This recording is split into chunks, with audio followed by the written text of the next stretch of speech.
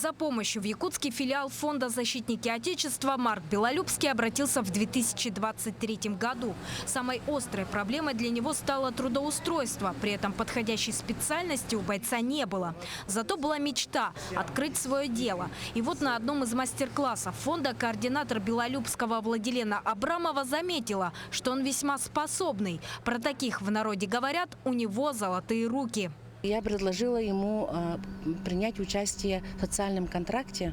В этом плане мы с ним разработали бизнес-план. Я помогла ему с экономическими расчетами. И он в январе месяце или феврале месяце выиграл грант. Не грант, а соцконтракт.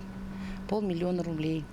Социальный координатор отмечает, разработка бизнес-плана вовсе не входит в ее обязанности, но она просто не могла не помочь. Такую же позицию показал и руководитель крупного предприятия по изготовлению бруса Дмитрий Шигабудинов. Именно он предоставил Белолюбскому помещение под мастерскую прямо на базе своей фабрики, хотя, казалось бы, конкуренты.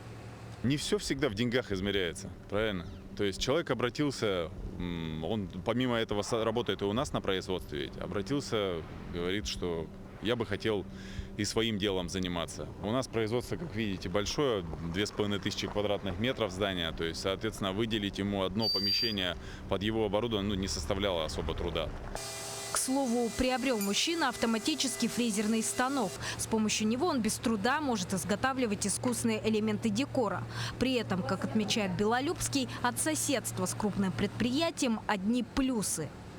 То есть основной работе, допустим, при строительстве того или иного дома, гаража, да, то есть можно делать адресные таблички к домам, да, то есть гаражам. Те же наличники, двери можно изготовлять, какие-то орнаменты, узоры. Пока на небольшое дело Марка Белолюбского работает сарафанное радио. Никакой рекламы.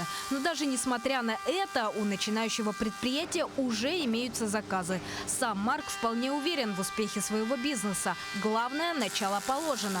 Да и он не один. В беде не оставят. Сарглана Неустроева, Семен Семенов, Якутск.